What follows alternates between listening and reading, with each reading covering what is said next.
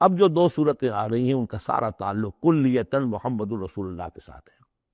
یہ سیرت النبی کے اعتبار سے بھی بہت اہم ہیں دو صورتیں،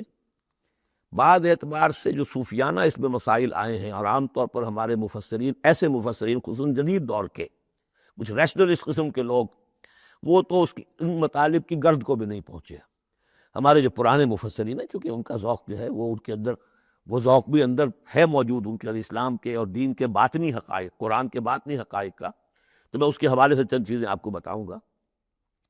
سورۃ الضحیٰ کا جو اس کا جو شان نزول ہے وہ یہ ہے کہ کچھ دنوں کے لیے، ایک تو بالکل شروع میں رک گئی تھی فترت وحی، اس کے علاوہ پھر ایک موقع آیا ہے کہ کچھ عرصے کے لیے بہت دن گزر گئے تو جبرائیل نہیں آیا، اور آپ کے اوپر ایک شدید قسم کی جو ہے وہ پریشانی طاری ہو گئی۔ کچھ لوگوں نے بھی طعنہ دینا شروع کر دیا، کچھ عرصے سے محمد تم نے کوئی نئی وحی نہیں سنائی، کیا ہوا تمہارا شیطان کیا چلا گیا وسط؟ کوئی ایسا بھی بتایا گیا کہ ایک دفعہ کوئی متواتر کئی راتوں تک آپ رات کو اٹھے نہیں، تو کہا وہ تمہارا شیطان تمہیں چھوڑ گیا ہے۔ کوئی ساتھ کے رہنے والی عورت جو تھی کہ رات میں نے سنی نہیں تمہاری کی پڑھنے کی جو تم پڑھا کرتے تھے، شاید شیطان تمہیں چھوڑ گیا ہے۔ خود آپ کو جس قدر ایک اشتیاق رہتا تھا کہ وہی آئے اور آپ کی وہ روح کو جو ہے مزید اور غذا اور تر و تازگی جو ہے وہ مسلسل ملتی رہے، اس کی وجہ سے یہاں تک آتا ہے کہ حضور فرماتے ہیں کہ اس درجے میں رنج اور غم میں تھا کہ میں سوچتا تھا کہ میں پہاڑ کے اوپر چڑھ کر اپنے آپ کو گرا دوں۔ بربنائے تب بشری، اس درجے حضور کے اوپر جو ہے یہ شاہ گزر رہا تھا کہ وہی کیسے بند ہو گئی، اور اس میں یہ بھی تھا کہ اللہ ناراض تو نہیں ہو گئے، کیا مجھ سے کوئی خطا تو ایسی نہیں ہو گئی، یہ سبب کیا ہوا ہے؟ یہ ہے وہ کیفیت کہ جس کے اندر یہ آیتیں نازل ہو رہی ہیں۔ اور اب آپ اس کو سمجھ لیجئے کہ اس کا نفسیاتی اور انسان کی باطنی کیفیات کے ساتھ کیا تعلق ہے۔ انسان پر دو طرح کی کیفیات طاری ہوتی رہتی ہیں، جیسے میں نے پہلے ایک دفعہ آپ کو بتایا صدیق اور شہید کے درمیان جو فرق ہے بنیادی، کہ کچھ بنیادی طور پر لوگ ایکسٹروورٹس ہوتے ہیں، کچھ بنیادی طور پر انٹروورٹس ہوتے ہیں۔ ایکسٹروورٹس کھیل کود بھاگ دوڑ، لوگوں سے ملنا جلنا، گفتگو ہے، اسے دھکا دے دیا اس سے مذاق کر لیا، اسی میں وہ خوش رہتے ہیں، بڑے مگن رہتے ہیں، تنہائی انہیں کانٹ کھانے کو دوڑتی ہے۔ اور ایک انٹروورٹس ہوتے ہیں کہ وہ مجلس وغیرہ کو نہیں، ہوتا اپنے تنہائی میں کہیں بیٹھے غور و فکر کر رہے ہیں، سوچ بچار کر رہے ہیں، انہیں وہ مجلس سے زیادہ اپنا گوشہ تنہائی جو ہے وہ زیادہ عزیز ہوتا ہے۔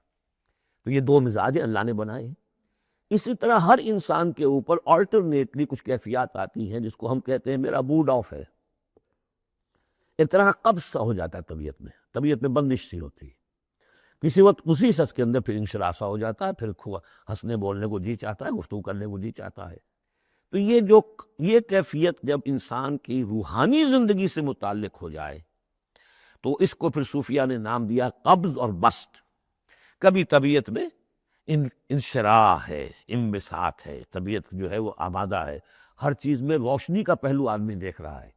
ہر چیز کے اندر آپ کو معلوم ہے ایک تاریک رخ بھی ہوتا ہے کسی معاملے کا اور روشن رخ بھی ہوتا ہے، اس وقت انسان روشن رخ کو دیکھتا ہے۔ اور ایک وقت میں آتا ہے کہ طبیعت میں بندش سی لگ گئی ہے، جیسے اندر کوئی پکڑ لیا کسی نے، اب طبیعت جو ہے وہ بھی اپنے اندر وہ انقباض محسوس کر رہی ہے، اور پھر آدمی پیسیمسٹک ہو جاتا ہے، نا امید سا ہوتا ہے، پھر اسے ہر معاملے کا تاریک پہلو زیادہ نظر آنے لگتا ہے۔ تو یہ قبض اور بسط کی کیفیات ہیں۔ جب کبھی قبض کی کیفیت ہو، قاضی ثناء اللہ پانی پتی رحمۃ اللہ علیہ نے تفسیر مظہری میں لکھا ہے کہ قبض کی کیفیت میں اس صورت کا پڑھنا تریاق ہے، جس طرح حضور صلی اللہ علیہ وسلم کے لیے گویا کہ اس وقت جو وحی کا بند ہو جانا تھا وہ گویا کہ ایک طرح کے انقباض اور قبض کی کیفیت پیدا ہوئی تھی، اس میں اب اللہ تعالیٰ فرما رہے ہیں والضحیٰ، قسم ہے دن کے دھوپ چڑھنے کے وقت کی، واللیل اذا سجا، اور قسم ہے رات کی جبکہ وہ چھا جائے یا ساکن ہو جائے، سجا کے دونوں معنی ہے سکون۔ اب دیکھیے ان دونوں کو کیوں لائے؟ اس لیے کہ صبح ہے، حرکت ہے، برکت ہے، چلنا ہے، دوڑنا ہے، ہر شخص جا رہا ہے، ادھر جا رہا ہے ادھر جا رہا ہے، رات کو سکون ہو گیا، تاریکی چھا گئی اور شور ہنگامہ ختم ہو گیا۔ لیکن یہ رات اور دن دونوں ضروری ہیں انسان کے لیے، یہاں کا نظام چلانے کے لیے۔ اگر رات ہی رات ہوتی تب بھی یہ دنیا نہ چلتی، اور دن ہی دن ہوتا تب بھی نہ چلتا، تو رات بھی ضروری ہے۔ اسی طریقے سے نفس انسانی کے لیے کبھی کبھی قبض کا وقفہ بھی ضروری ہے۔ آپ اسے یہ نہ سمجھیں کہ اللہ تعالیٰ ناراض ہو گیا، یہ بھی ہماری تربیت کا ایک سمجھیے کہ ایک جز ہے۔ ما ودعک ربک وما قلی، آپ کے رب نے آپ کو رخصت نہیں کیا ہے، نہ ہی وہ آپ سے ناراض ہوا ہے۔ وَلَلْآخِرَةُ خَيْرٌ لَكَ مِنَ الْأُولَىٰ، اور اس کے بعد جو وقت آئے گا اس قبض کے بعد وہ پہلی سے بھی بہتر ہوگا۔ اور میں حیران ہوتا ہوں کہ کیسے غالب نے وہ بات کہی ہے کہ جو بالکل ترجمانی ہے اس کی، رکتی ہے میری طبع تو ہوتی ہے رواں اور، یعنی یہ کہ جب میری طبیعت کے اوپر کبھی کبھی رکاوٹ سی آ جاتی ہے، اب شعر جو ہے اچھے نازل نہیں ہو رہے، لیکن جب وہ رکاوٹ سے میں نکلتا ہوں، اس قبض سے نکلتا ہوں، رکتی ہے میری طبع تو ہوتی ہے رواں اور، اس لیے کہ اس قبض کے بعد جب مرحلہ آتا ہے انبساط کا اور انشراح کا، تو وہ ایک قدم آگے ہوتا ہے آدمی، اس پہلی کیفیت سے ایک درجہ جو ہے اس کا بڑھ چکا ہوتا ہے۔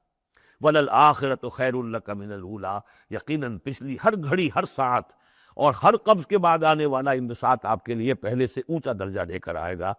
وَلَسَوْفَ يُعْطِيكَ رَبُّكَ فَتَرْضَىٰ،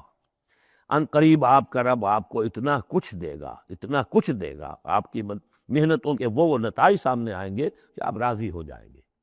اب دیکھیے پچھلی صورت ختم ہوئی تھی وَلَسَوْفَ يَرْضَىٰ، یہاں ہے وَلَسَوْفَ يُعْطِيكَ رَبُّكَ فَتَرْضَىٰ، صرف ضمیر کا فرق ہے، چونکہ صدیق پر وہی نہیں آتی براہ راست خطاب نہیں کیا جا سکتا، وہاں وہ صیغہ جو ہے وہ غائب کا ہے، وَلَسَوْفَ يَرْضَىٰ، اور چونکہ نبی وہ ہے جس پر وہی آ رہی ہے، براہ راست مخاطب ہے، تو وَلَسَوْفَ يُعْطِيكَ رَبُّكَ فَتَرْضَىٰ، آپ کا رب اتنا کچھ دے گا کہ آپ راضی ہو جائیں گے۔ اب یہ کہ اسی قبض کی حالت میں پھر اللہ تعالیٰ اپنے احسان جتا رہا ہے، اور یہ بہترین ہے، کبھی طبیعت پر ڈپریشن ہو اس طرح کی اور قبض کی کیفیت ہو تو آدمی یاد کرے کس کس مرحلے پر اللہ نے میری دستگیری فرمائی، کن کن مراحل پر اللہ تعالیٰ نے مجھے مشکلات سے نکالا، اس سے وہ حوصلہ بڑھتا ہے، اور اس کو بھی سمجھیے کہ اسی انداز میں علم یجد کا یتیما فآویٰ، یہ سیرت النبی کے بڑے اہم حصے ہیں جو اس میں آ گئے ہیں۔ آپ کی پیدائش یتیمی میں، پوسٹیوبس چائلڈ، باپ تو پہلے ہی فوت ہو چکا ہے، 6 سال کی عمر میں والدہ گئی، 8 سال کی عمر میں دادا گئے، اور وہ یعنی جو آپ نے دیکھا ہے ابتدائی زمانہ زندگی کا تو وہ یتیمی کا، علم یجد کا یتیما فآویٰ، کیا اس نے اے محمد آپ کو نہ پایا کہ آپ یتیم تھے، پھر پناہ دی، آپ کے لیے بندوبست کیا، دادا کے دل میں جو شفقت ڈالی، پھر اب کے تایا زبیر کے دل میں جو شفقت ڈالی، عبد المطلب کے بعد فوراً ابو طالب کا نام آتا ہے، حالانکہ یہ غلط ہے تاریخی اعتبار سے، عبد المطلب کے بعد کافی عرصے تک زبیر جو آپ کے تایا تھے وہ سرپرست تھے،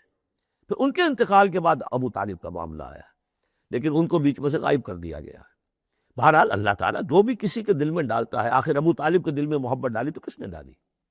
وہ ہم پڑھ چکے ہیں سورہ طٰہٰ میں، وَأَلْقَيْتُ عَلَيْكَ مَحَبَّةً مِّنِّي، حضرت موسیٰ علیہ السلام کی موہنی صورت کے اوپر اللہ تعالیٰ فرماتے ہیں ہم نے اپنی محبت کا پرتو ڈال دیا کہ تمہیں دیکھنے کے بعد وہ قتل کرنے کے ارادے سے باز رہ گئے، ان کے ہاتھ چھل ہو گئے، ایسی موہنی صورت اسے قتل کرنا۔ وَأَلْقَيْتُ عَلَيْكَ مَحَبَّةً مِّنِّي وَلِتُصْنَعَ عَلَىٰ عَيْنِي، یہ ہوا ہے۔ تو فرمایا علم یجد کا یتیما فآویٰ ووجدک ضالا فہدیٰ، اور پھر جب آپ شعور کی پختگی کو پہنچے اور غور و فکر کا مرحلہ آیا، حقائق میں انسان کو سوچ بچار کا مرحلہ آیا، اور آپ کو دیکھا کہ آپ تلاش حقیقت میں سرگرداں ہیں تو ہدایت دی۔ وہ آگے آ جائے گا، بہت قریب پہنچ گئے ہم، اقرأ باسم ربک الذی خلق، تو مرحلہ جب آئے گا۔ وَوَجَدَكَ عَائِلًا فَأَغْنَىٰ، اور پایا آپ کو تنگ دست تو غنی کر دیا۔ کس طرح سے راستہ پیدا کیا ہے خدیجہ الکبریٰ رضی اللہ تعالی عنہا نے، جو بھی ان کے آپ کے محاسن دیکھے کتنی گرویدہ ہوئی ہیں، بڑے بڑے سردار قریش کے جو ہے ان سے نکاح کے خواہش مند تھے، انہوں نے خود جو ہے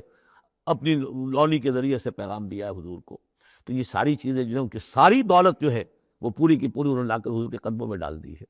وَوَجَدَكَ عَائِلًا فَأَغْنَىٰ فَأَمَّا الْيَتِيمَ فَلَا تَقْهَرْ، تو اے نبی تقاضے ان تینوں چیزوں کے کیا ہیں؟ ہم نے آپ کو یتیم پایا، پناہ دی، اب آپ بھی یتیم کی سرپرستی کیجئے، کسی یتیم کو اس کے اوپر کوئی جبر نہ ہو، سختی نہ ہو۔ وَأَمَّا السَّائِلَ فَلَا تَنْهَرْ، اور آپ جب کہ تلاش حقیقت میں سرگرداں تھے تو ہم نے آپ کو ہدایت دی، اسی طریقے سے اب آپ کو بھی کوئی شخص سائل بن کر آپ کے پاس آئے سوال کرے، اسے جھڑکنا نہیں ہے، اسے جو بھی سائل دونوں طرح کے ہوتے، سوال کرنے والا کوئی علمی سوال اور سوال کرنے والا کوئی مالی دولت، مالی مدد کے لیے۔ وَأَمَّا بِنِعْمَةِ رَبِّكَ فَحَدِّثْ، اور جو ہدایت تمہیں دی ہے ہم نے اب اسے عام کرو، یہ نعمت ہے آپ کے رب کا انعام ہے یہ ہدایت جو آپ کو عطا ہوئی ہے، اس کو بیان کرو۔ اس کے بیان کرنے میں یہ بھی ہے کہ اللہ کے انعامات کا چرچا انسان کرے اس کا شکر ادا کرنے کے لیے، اور یہ بھی ہے کہ اس کو پھیلائے اور عام کرے، دوسروں تک پہنچائے، ورنہ وہ مغل ہو جائے گا کہ وہ دولت جو ہے ہدایت کی، اس کو آدمی صرف اپنی ذات تک محدود رکھے اور اس کا جو خیر ہے وہ دوسروں تک نہ پہنچائے۔